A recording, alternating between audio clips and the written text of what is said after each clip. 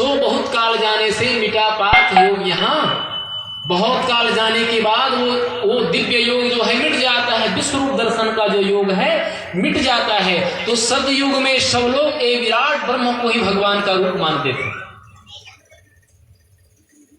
कृत युग सब जोगी विज्ञानी, कर हरि ध्यान तरहि भव प्राणी। सतयुग में, कृतयुग में ए विराट ब्रह्म को ही ब्रह्म मानते थे, क्योंकि यही तो ब्रह्म है, वाजिब में यही ब्रह्म है और इसी ब्रह्म का लोग ध्यान करते थे।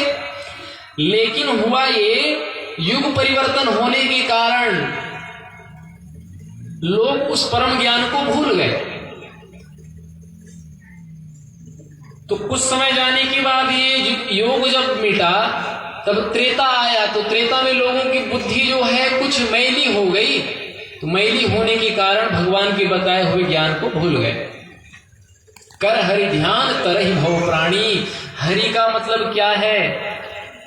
हरि मतलब वो जो जगत के समस्त दुखों का हरण कर लेता है, अपने भक्तों के दुखों का जो हरण कर लेता है, वो हरि है। जैसे हम यहाँ पर हैं, ये जगत जिसको हम जगत भासमान मतलब ब्रह्म सत्यम जगत मिथ्या कहते हैं, तो अपने दुख का निवारण करने के लिए हम कहां जाते हैं बताइए? ऊपर जाते हैं या नीचे जाते हैं? कहां हमारा दुख दूर होता है? हमारा दुख यही दूर होता है। यही विराट है जहां पर हम और आप लोग रह रहे हैं। यही हरि है। इन्हीं में रह करके ही उनकी भक्ति करना, उनकी सेवा करना, उन्हीं का स्वरूप है संपूर्ण जगत। ऐसा मान करके सेवा करना ही भक्ति है। तो यही कारण है कि समाधि अवस्था में पहुंचे हुए महापुरुषों का जो अनुभव है वो ज्ञान विज्ञानमय है, अध्यात्म ज्ञानमय है। और अध्यात्म विद्या में अर्थों का अनर्थ नहीं किया जाता। आजकल तो देखते हैं अर्थों का अनर्थ हो करके धर्म और स्वमत की मानिंदी में डूब करके लोग ज्ञान विज्ञान से विपरीत ही कर्म कर रहे हैं भैया। क्यों? क्योंकि भगवान ने कहा है कि मुझे प्राप्त करने के लिए प्रेम की आवश्यकता है, लेकिन हम लोग अपने जाति के अभिमान में, ज्ञान के अभिमान में, धन के अभिमान में, वंश के अभिमान में क्या कर रहे हैं? आज लोगों से दूर होते जा रहे हैं। और ये सब राम भगति के बाधक। कहि नाथ तव संत तव पद अवराधक। जाति का अभिमान है, मत पंथ का अभिमान, ये क्या है सब?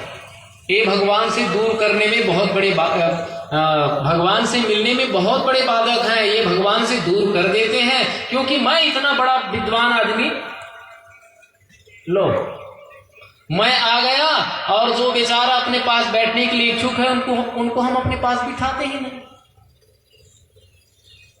भगवान राम के युग में भी ऐसा था। अरे जा छाव छुई लेवई सींचा। राम जी के जमाने में भी था ये। जब ब्रह्म विद्या को जब भूल गए लोग, तो क्या हुआ? हुआ ये कि जाति के अभिमानियों को, दूसरे मानव को छूने में भी क्या होता था? कष्ट होता था। अरे मानव को छूना बहुत दूर की बात, छाया को भी छू लेते थे, छांव को तो स्नान करते थे। बताओ, राम जी के जमाने में मानस प्रमाणित है। जब वो ब्रह्म विद्या जब भूल गए लोग, विश्व रूप दर्शन का, कि संपूर्ण जगत ही भगवान का रूप है, ये विद्या जब भूल गए लोग, तो क्या हुआ? छाया को भी यदि छूते थे ना, जैसे वहां पर बताया है ना, भगवान राम का जब वन हुआ तो भगवान राम जी वहां पर थे, श्रृंगवेरपुर के आसपास थे। तो वहां पर बताया जंगल में कि निषादों की छाया को छू लेते थे कोई लोग। जाति के अभिमानी ना, ब्रह्म ज्ञानियों क्यों नहीं? अरे मैं इतना बड़ा जाति का अमुक हूं और तूने मेरे पास आ गए तो मैं अपवित्र हो गया। बताओ, इतना अंधकार फैला था उस जमाने में, भगवान राम के जमाने में। अब बताओ, छाया छूने में कोई छूत हो जाएगा, अशुद्ध हो जाएगा? नहीं हो सकता। लेकिन उस जमाने में लोगों में बहुत बड़ी भ्रांति फैली थी। तो सबसे पहले भगवान श्री राम जी ने यही किया। राम जी ने घोषणा की कि मेरे राज्य में यदि ये छुआछूत रूपी कुप्रथा यदि कोई चलाएगा उसको दंड दिया जाएगा। इसलिए भगवान राम ने सिर्फ कहा बस नहीं, स्वयं करके दिखाया। तो हमें धर्म बंधुओं स्वयं आचरण करके ही दिखाना है। जगत कल्याण के लिए हम क्या कर सकते हैं, केवल शब्द से कहना नहीं है, हमें स्वयं करना है, लोगों को करके दिखाना है, तब युग परिवर्तन होगा। नहीं तो वही बात होगी, पर उपदेश कुशल बहुतेरे जे आचरिते नर न घरेरे। उपदेश देने में तो संसार में लाखों मिल जाएंगे, करोड़ों मिल जाएंगे, लेकिन आचरणवान नहीं मिल पाएगा। इसलिए हमें स्वयं ढलना है और जहां तक के ढलने का प्रयास करना चाहिए। तो राम जी ने सर्वप्रथम छुआछूत को खत्म किया, इसलिए राम जी ने केवट को हृदय से लगा लिया। भरत जी ने भी निषाद को हृदय से लगा लिया, वशिष्ठ जी ने भी उनको हृदय से लगा लिया, क्योंकि वो ब्रह्म ज्ञानी थे। ब्रह्म ज्ञानी के लिए सब एक समान होता है, खंड में वो कभी नहीं देखते। अखंड मंडलाकारम व्याप्तमेन चराचरम तत्पदम दर्शितमेन तस्मै श्री गुरुवे नमः। वो अखंड विराट का जो दर्शन करा दे, ऐसे गुरु के चरणों में मेरा कोटि कोटि नमन। इसी को कबीर साहब जी ने क्या कहा, बोले गुरु गोविंद दो खड़े काके लागों पाए, बलिहारी गुरु अपने जिन गोविंद दियो बताए। मैं वो गुरु के चरणों में नमन करता हूं जिन्होंने उस विराट का दर्शन करा दिया। जो अखंड मंडलाकार जो दिख रहा है, जो कहीं पर भी खंड नहीं है ना, ये विराट को है ना, इसका कोई पारावार नहीं है। हम आज भौतिक जगत में चाहे एक सेकंड में 1000 किलोमीटर जाने वाले चाहे यान पर क्यों न बैठ लें, एक सेकंड में 1000 किलोमीटर जाने वाले यदि हम यंत्र में बैठ जाएं तो भी ये विराट का कोई पार नहीं पा सकते। लाखों वर्ष तक क्यों न घूमते रहें, क्योंकि ये विराट विश्व में अनंत ब्रह्मांड है, एक पृथ्वी नहीं, अनंत ब्रह्मांड है। इसलिए ये विराट को कोई पारावार नहीं। मैं गुरु के चरणों में बरिहारी जाता हूं जो विराट का मुझे दर्शन करा दिया। तो राम जी ने सबसे पहले छुआछूत को हटाया। यही सबसे बड़े बाधक हैं भगवान को प्राप्त करने में। आज लोगों में भी इतनी विकृतियां हैं कि लोग अपने पास किसी दूसरे व्यक्ति को बैठने नहीं देते। मैं अपनी आंख से देखा हूं, 2-3 साल की बात है, अपनी आंख से देखा हूं, नाम नहीं लूंगा, न गांव का नाम न किसी का नाम। वहां क्या है, कुत्ते को भी आदमी अपने साथ सुलाता था। बताओ, इतना सेवा कि आदमी से ज्यादा सेवा कुत्ते का। लेकिन आदमी को ऐसे छूने में, टच करने में भी उनको क्या है, घृणा है। अब बताओ, कुत्ते को भी वो अपने साथ में सुलाता था। 3 साल की बात है, और आज भी हैं वो लोग, अपने गांव, बगल के गांव के हैं, खूब सेवा, कुत्ते की सेवा। कुत्ते को भी लोग आज अपने साथ खाना खिला सकते हैं, लेकिन आदमी को भैया छू नहीं सकते। ये सबसे बड़ी क्या है, विडंबना है। यही सबसे बड़े बाधक हैं, क्योंकि आपने भगवान को जाना ही नहीं। हमें भगवान की कथा सुननी कम है, समझना ज्यादा है। यदि आप श्री कृष्ण जी की कदर करते हो, भगवान राम की यदि आप इज्जत करते हो, भगवान ने जो कहा है उसको आप कम से कम, अरे पूरा तो नहीं कर सकते, लेकिन कुछ को तो अपने हृदय में ला करके अपने मानव जगत में कर्म तो कर सकते हैं। यदि आप रामायण पढ़ने की इज्जत करते हो, राम जी की इज्जत करते हो, तो राम जी ने जो कहा है उसको तो कम से कम अपने हृदय में हम धारण कर सकते हैं, और धीरज हृदय में धारण करके लोगों की सेवा कर सकते हैं। तो भैया इस प्रकार से क्या है, लोगों में अनेक प्रकार की भ्रांतियां उस जमाने में फैला था और एक कलिकाल में भी फैला हुआ है। तो उसको खत्म करने के लिए व्यास जी ने ये श्रीमद् भागवत महापुराण को लिखा। भगवान कहते हैं, अनर्थोपशमनं साक्षात् भक्ति योगं दोक्षते लोकस्य जानतो विद्वानश्चक्रे शाश्वत संहिताम्। सर्व अनर्थों का शांति का एक ही मात्र साधन है, वो परमात्मा विश्वरूप परमात्मा को जान करके भगवान की सेवा करना, भक्ति करना। समस्त अनर्थों को नष्ट करने के लिए वो परात्पर ब्रह्म की ही सेवा परम आवश्यक है। जीव कब सुखी होगा?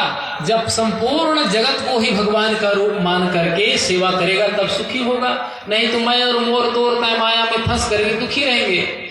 आज के अभी वर्तमान दृश्य में ऐसा दिखता है कि कोई भी आदमी अपने दुख से दुखी नहीं है, दूसरे की उन्नति में ज्यादा दुख है।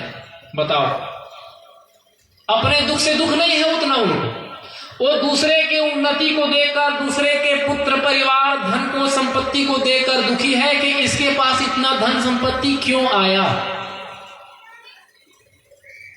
परिश्रम करने में नहीं है। अरे भाई, जितना आप उनका नकल करते हो तो उनकी जैसे आप परिश्रम करो ना, आप भी वैसी हो जाओगे। तो आज के लोग दूसरे के सुख को देख करके दुखी हैं, अपने दुख से दुखी नहीं है। तो ऐसे अनर्थ का समन करने के लिए भगवान वेद व्यास जी ने ये भगवान का जो है ये विश्व रूप परमात्मा का ये गुणानुवाद श्री कृष्ण जी का चरित्र जो है लिखा।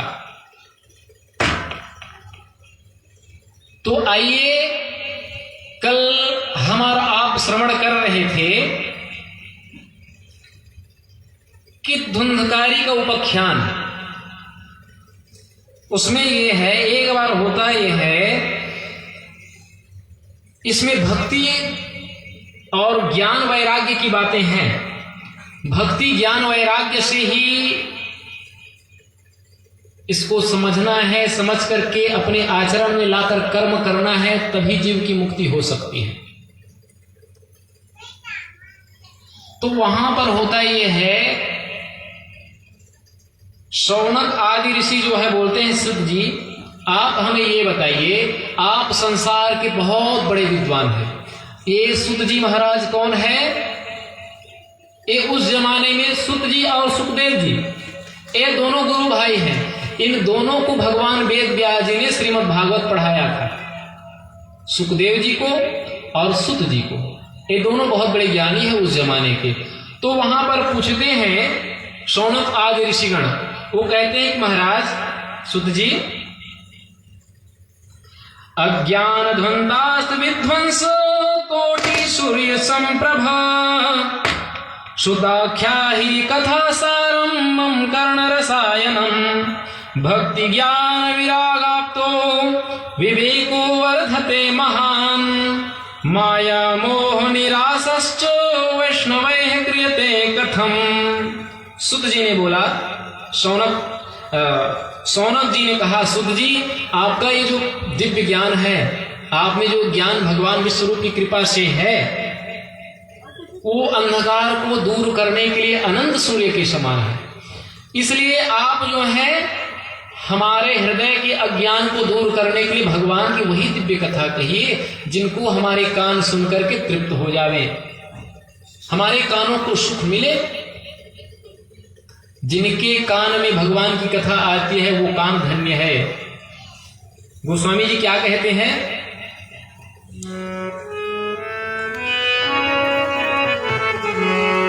जिन्हके श्रवण समुद्र समाना, जिनके श्रवण समुद्र, जिनके श्रवण समुद्र समाना, जिनके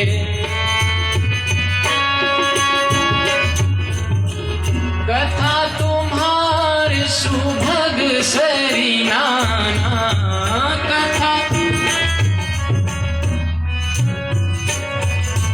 जिनके श्रवण समुद्र समाना, जिनके श्रवण कथा तुम्हारी सुभग सरिनाना।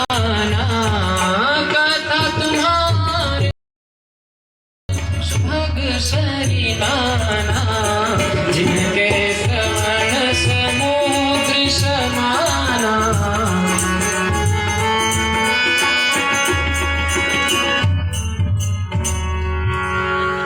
जिनके श्रवण समुद्र समाना, कथा तुम्हारी सुभग सरिनाना। भरहि निरंतर हो ही न पूरे, अरे तिन्हके हिय तुम कह विहरूरे। हे रघुनंदन, हे माधव, आप उन्हीं के हृदय में रहो कि जिनके श्रवण समुद्र समाना, जिनके कान आपकी कथा रूपी सरिता को सुनने के लिए समुद्र के समान है। आज पूरे देश दुनिया में कितनों ही वर्षा क्यों ना हो जाए, लेकिन समुद्र 1 इंच ना तो वो बढ़ेगा, और चाहे कितनों भी अकाल क्यों ना हो जाए तो समुद्र का जल 1 इंच घटेगा नहीं, अगाध है। उसी को कहा महाराज, आपकी यह जो पतित पावनी जो कथा है, जिनके कान समुद्र के समान है, जिनके श्रवण समुद्र समाना, कथा तुम्हारी सुभग सरिनाना। तो भरहि निरंतर हो ही न पूरे।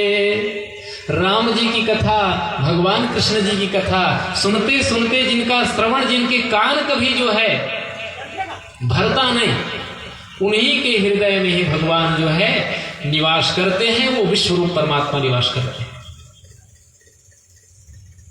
तो वहां पर कहते हैं कि सुत जी, आपका यह जो दिव्य जो ज्ञान है, लोगों के हृदय में अंधकार को दूर करने के लिए सूर्य के समान है, और हमारे कानों के लिए रसायन है, अमृत है। तो आप जो है भक्ति ज्ञान विरागाप्तो विवेको वर्धते महान, माया मोह निरासश्च वैष्णवैः क्रियते कथम। गाड़ी को कहाँ रखवाना है थोड़ा वह बता देना।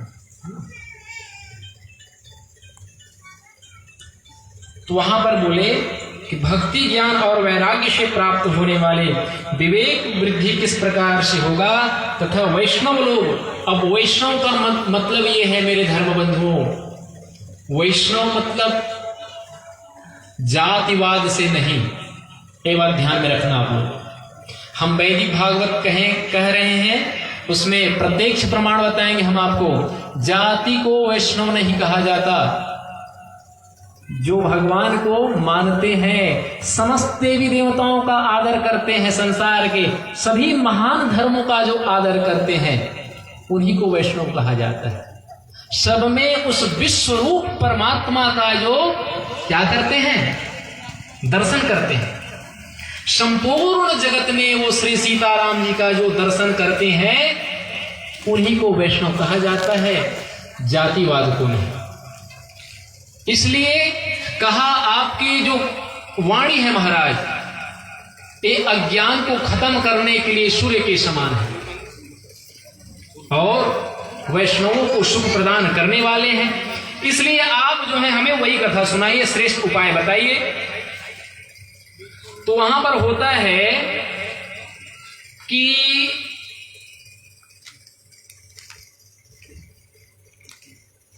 जिस समय सुखदेव जी महाराज परीक्षित महाराज जी को कथा सुना रहे थे, उसी समय में सब देवता लोग आए, और देवता लोग आकर के ना परीक्षित जी को अमृत देते हुए कहा, महाराज ये अमृत आप पी लो। अब अमृत का अर्थ दूसरा है ना। अमृत हम बताएंगे जिस समय समुद्र का मंथन होगा। समुद्र मंथन मतलब विराट ब्रह्म का मंथन है। वो ब्रह्म को भी समुद्र कहा जाता है। बैठिए गुरुदेव।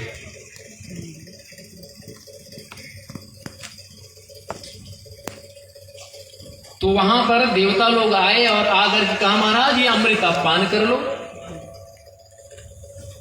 तो देवताओं को वहां पर जानते हैं सुखदेव जी महाराज, बोले ये लोग बहुत स्वार्थी हैं, इसलिए इनको अमृत देना उसी प्रकार से है। पय पान भुजंगा नाम केवलम विस्वर्धनम। देवता लोग हमेशा सुरानिक प्रिय लागत जेहि, जिनको तो सुरा प्रिय है तो ऐसे को भगवत कथा नहीं देनी चाहिए, ऐसा सोच करके उन्होंने वो कथा प्रदान नहीं किया। तो वहां पर होता ये है, व्यास जी कहते हैं अभक्तांश विज्ञाय न ददौस कथामृतम श्रीमद्भागवती वार्ता सुराणामपि दुर्लभा। भगवान की जो कथा है अमृत से भी महान है।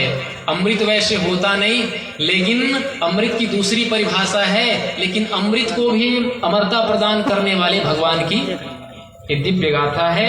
इसलिए वहां पर कहते हैं सनकादिकों ने पूछा, सुखदेव जी ने कहा कि वहां वो वार्ता कैसे कैसे क्या है ये सब मैं आपको बतलाता हूं।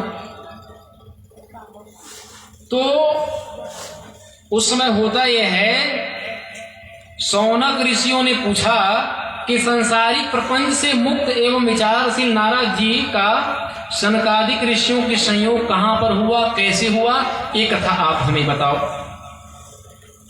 तो वहां पर सूत जी ने कहा कि ठीक है, अब मैं वह तुम्हें जो भक्तिपूर्ण जो कथा है वो मैं आपको सुनाने जा रहा हूं। इसलिए आप लोग एकांत चित्त मतलब शांत चित्त से निर्द्वंद हो करके वो भगवान की दिव्य कथा आप लोग श्रवण करिए, जिनको श्रवण करने से जीव जो है मुक्त हो जाता है, जीवन मुक्त हो जाता है। जीवन मुक्त मतलब वो है जिनको अपने जीवन में किसी भी प्रकार की कोई कामना ना हो, वो जीवन मुक्त है। जिनका जीवन वो ब्रह्म विराट ब्रह्म को समर्पित है, उनको जीवन मुक्त कहा जाता है। तो वहां पर कहते हैं कि एक बार नारद जी पृथ्वी मंडल पर आए थे और घूमते हुए अब पूरी भ्रमण कर रहे थे, तो उनका मुख जो है उदास हो गया। तो सनकादिक ऋषियों ने पूछा कि ए नारद जी आप ये बताइए, कथम ब्रह्म दीन मुखा कृतश्चिंता तुरो भवान त्वरितं गम्यते कुत्र कुतश्चागमनं तव। नारद जी से सनकादिक महात्माओं ने पूछा कि ए नारद जी, आपका ये जो कमलवत जो मुख है, कमल के समान सुंदर आपका जो चेहरा है वो मुरझाया क्यों है? आप बहुत दुखी लग रहे हो, ऐसा लगता है आपको, आपके चेहरा को देखकर लग रहा है तो आप जैसे आग जल रहा हो और आग में कहीं बढ़ेगा कि बुझेगा, और बढ़ जाता है। ठीक वैसी ही कामना है लोगों की, तृष्णा जो है, मन मरे ममता मरे मर मर गया शरीर आशा तृष्णा ना मरे कह गए दास कबीर। महात्मा कबीर जी ने कहा भैया मन मर जाता है, मन मरे ममता मरे मर मर गया शरीर, लेकिन आशा तृष्णा, अरे आशा तृष्णा वो फिर जी जाता है, इतना खतरनाक होता है।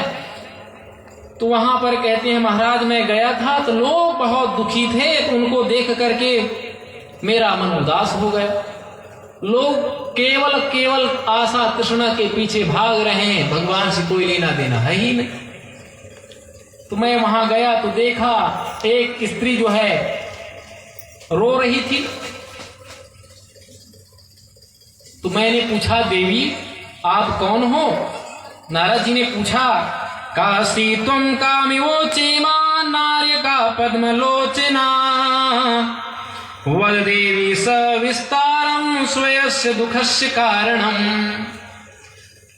नारद जी ने पूछा कि ए देवी आप कौन हो, और ये आपके साथ में जितने भी हैं वो कौन हैं, जितने भी स्त्रियां खड़ी हैं वो कौन हैं, और ये जो जरा अवस्था में बुढ़ापे से ग्रस्त जो पड़े हुए हैं अचेत अवस्था में, ये आपके कौन लगते हैं, क्या हैं?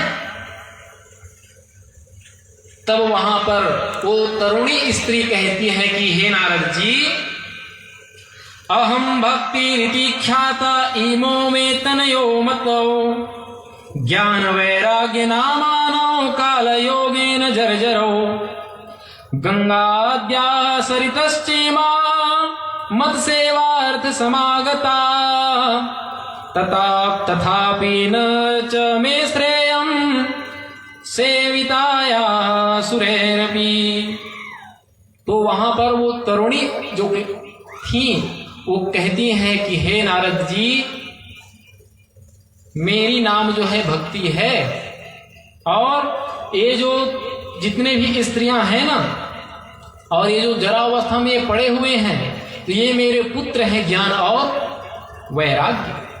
ये ज्ञान और वैराग्य हैं। ये समय के चलते ये दोनों बूढ़े हो गए हैं, और जितनी ये स्त्रियां हैं ये गंगा जमुना सरस्वती है ये।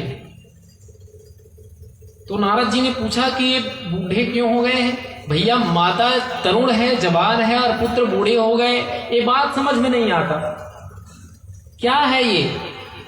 तो भक्ति कहती महाराज समय जाने पर जो है समय चलता रहा, लोगों में भक्ति भाव कम हो गया, इसलिए मेरे पुत्र जो है बूढ़े हो गए। अब हमें ज्ञान भक्ति वैराग्य को समझना है। भक्ति किसको कहेंगे, वैराग्य किसको कहेंगे, ज्ञान किसको कहेंगे? वहां पर नारद जी महाराज कहते हैं भगवान की दिव्य जो कथा है, लोगों ने उस भगवान की कथा का कुछ लोग लालच बस में आकर के भगवान की कथा का क्या किए, उल्टा प्रचार किए। इस कारण से भगवान की कथा का सार गर्भित जो प्रभाव है, या ये कहें भगवान की जो सार गर्भित जो कथा है, कथा अमृत, वो चले गए संसार से। विप्रैर भागवती वार्ता गेहे गेहे जने जने कारिता कर्ण लोभेन कथा सारस्ततो गतः। विप्रैर भागवती वार्ता, विप्रैर विप्रों के द्वारा। अब विप्र का दूसरा अर्थ है ना, आप ये मत समझना, हम जातिवाद को नहीं कह रहे हैं। विप्रेर प्रत्यक्ष प्रमाण को कहा जाता है। मतलब क्या? जिसके पास ब्रह्म के प्रति विशेष, वि मतलब विशेष, प्र मतलब प्रकाश, विशेष ज्ञान हो, और ज्ञानवान होने के बावजूद भी, अरे भाई कहा, वो एक कहावत है क्या,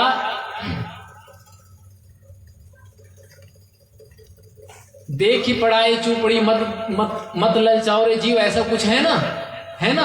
लास्ट में है ठंडो पानी पियो, वो आ नहीं रहा है आगे का बात। मतलब यही है, रूखा सूखा खाए के ठंडो पानी पियो, अब आ गया। ठीक है, जो कुछ भी दे रहा है विराट ब्रह्म परमात्मा, उनको प्राप्त करके हमें संतुष्ट हो जाना चाहिए।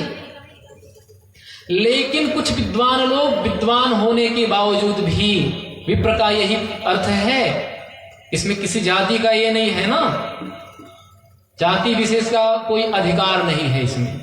हाँ, ये बात ध्यान देना, निवेदन है आप सबों से, बुरा मत मानना। कई लोग कहते हैं भैया आप यहाँ वैदिक भागवत करोगे, किसी बात का खंडन मंडन मत करना, लोगों को बुरा ना लगे। अब जैसे उदाहरण के लिए भाई लोगों ने कहा महाराज लोगों को बुरा मत लगे, महाराज मतलब है ना, महाराजों को बुरा ना लगे, हमारे हरिजन बंधुओं लोग हैं उन लोगों को भी बुरा ना लगे। ठीक है, हम किसी का खंडन मंडन नहीं करेंगे। वेद ने किसी का खंडन नहीं किया तो हम भी खंडन नहीं करेंगे।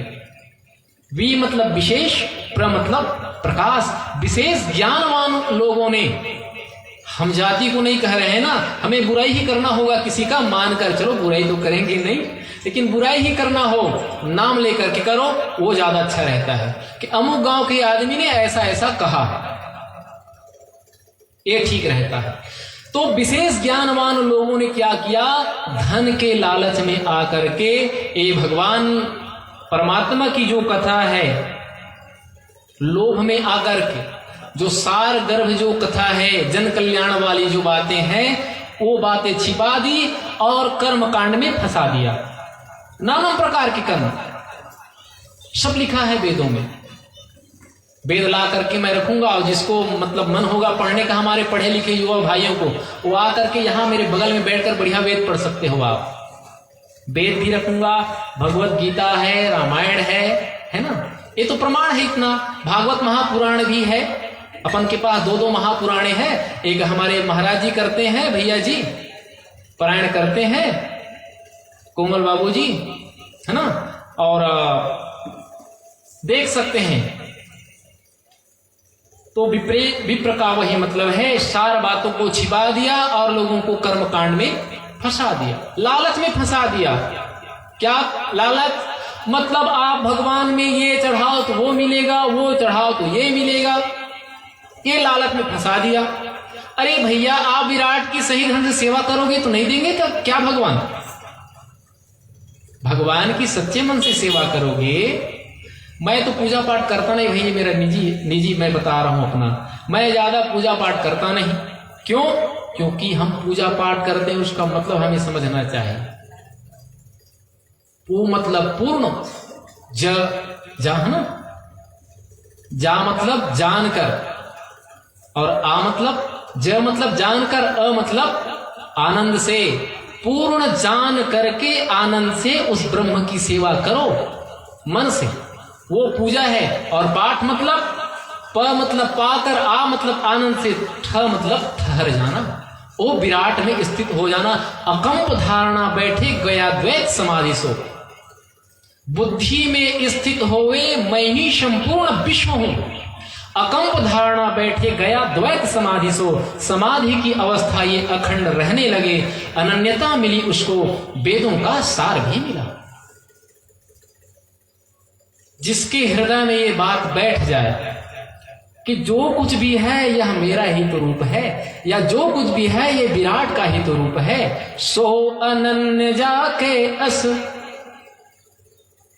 आप लोगों ने सुना होगा रामायण जी में विज्ञान विशारदों की बात आई है, तो हनुमान जी विज्ञान विशारद है। हनुमान चरित्र में मिलता है, हनुमान जी बेदरा नहीं थे। आप लोग पढ़ लेना, खूब पढ़े लिखे विद्वान है हमारे भाई बंधु लोग, हमारे बुजुर्ग लोग भी पढ़े लिखे हैं।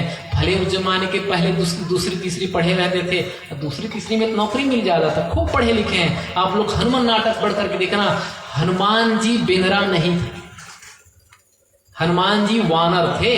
वानर वन में रहने वाले नर। लेकिन हम लोग हमेशा ये सुनते हैं, प्रमाण है, वेदों में प्रमाण भी है, रामायण में भी प्रमाण है, हनुमान जी बानर नहीं थे, मतलब बेंद्रा नहीं थे। कंपते पापात सह कपि, जिसके नाम से या जिससे पाप कोसों दूर कांपते हो, भागते हो डर से, वो कपि है। कपि हनुमान जी को कहा है ना, सीताराम गुणग्राम पुण्यारण्य विहारिणौ वंदे विशुद्ध विज्ञानौ कवीश्वरः कपीश्वरौ। रामायण श्री रामचरितमानस, इसमें कहा गया वंदे विशुद्ध विज्ञानौ कवीश्वरः कपीश्वरौ। हनुमान जी अपने जब जिस समय भगवान का ज्ञान नहीं हुआ था, राम से मुलाकात नहीं हुआ था, उस जमाने में बहुत उत्पाती थे, बहुत मतलब बदमाश थे वो। हनुमान जी ने खुद कहा, विभीषण मैं कौन सा कुलीन हूं भाई, मैं तो बहुत पापी हूं। कपि चंचल सब ही विधिहीना, सब प्रकार से मैं हीन था, लेकिन जब राम जी ने मेरे ऊपर कृपा की, उस विश्व का दर्शन कराया, अपना यथार्थ रूप राम जी ने जब दर्शन कराया, तो देखो आज मैं प्रातः स्मरणीय हो गया। प्रात ले जो नाम हमारा, तेहि दिन ताहिन मिले आहारा। तो कई विद्वान लोग कहते हैं कि हनुमान जी का नाम लेते हैं उसको मांस खाने को नहीं मिलता, ऐसी बात नहीं है। कई हनुमान जी के भक्त हैं, वो तो मांस खाते ही रहते हैं हमेशा, मैं देखता हूं भाई अपने गांव में। तो मांस नहीं मिलना चाहिए था ना पूरी दुनिया में, है ना, बात वो नहीं है जी। हनुमान जी कहते हैं, कहूं कवन में परम कुलीना, कपि चंचल सभी ही विधिहीना, प्रात ले जो नाम हमारा, अब ते ही दिन ताहिन मिले हारा। मतलब क्या है? बोले ये मतलब ये है कि विभीषण जी अपनी जीवनी सुनाते हनुमान जी। हनुमान जी के 5 भाई थे और हनुमान जी बस विवाहित नहीं, बचत सबके पुत्र पत्नी पुत्रियां सब हैं हनुमान जी के भाइयों के। ये बात शायद आप लोगों को अचरज लगे, लेकिन ये प्रमाणित है। भारत की है कहानी सदियों से भी पुरानी, है ज्ञान की ये गंगा